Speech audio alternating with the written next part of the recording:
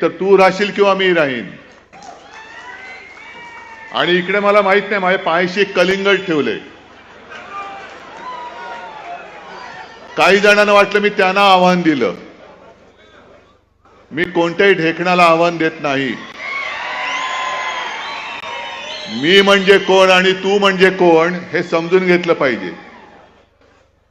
मी म्हणजे माझा संस्कारित महाराष्ट्र आणि तू म्हणजे महाराष्ट्रावरती दरोडे टाकणारा दरोडेखोरांचा टोळक्यांचा पक्ष जो आहे तो अख्खा पक्ष. ढेकणाला कधी आव्हान नाही देत. ढेकणं अशी अंगठ्याने चिरडायची असतात. त्याच्यामुळे कोणाला तरी वाटलं की त्यालाच बोललोय.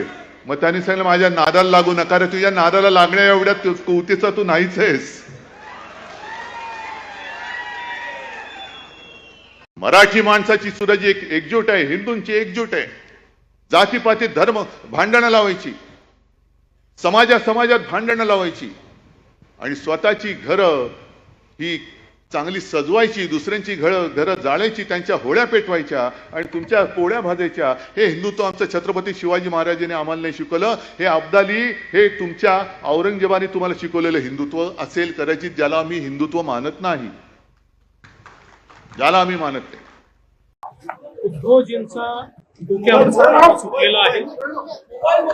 ते अत्यंत फ्रस्ट्रेटेड आहेत आणि त्या फ्रस्ट्रेशन मध्ये ते ज्या प्रकारचे शब्द वापरत आहे, मला असं वाटतं की याच्यावर काय उत्तर आपण देणार आहोत. पण एखादा व्यक्ती अशा प्रकारच्या फ्रस्ट्रेशन मध्ये डोकं बिघडल्यासारखा बोलतो तर त्याला फार उत्तर द्यायचं नसतं. पण हे भाषण करून जे अमित शहानी सांगितलं होतं औरंगजेब फॅन क्लब, आपण औरंगजेब फॅन क्लबचेच आहोत हे मात्र उद्धव ठाकरेंनी दाखवून दिलं. ये बड़ी दुख की बात है.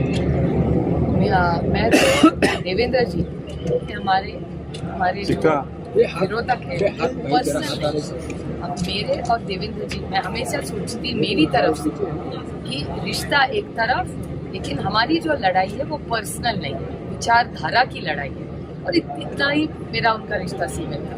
और जब 5 साल वो महाराष्ट्र में मुख्यमंत्री थे, हमने भी अपेक्षा थी एक यंग आदमी डायनामिक है, कुछ करना चाहता है और हर सरकार कुछ तो अच्छा काम करती है. हर सरकार मैं इनकी तरफ नहीं सोची कि 70 साल में कुछ नहीं किया.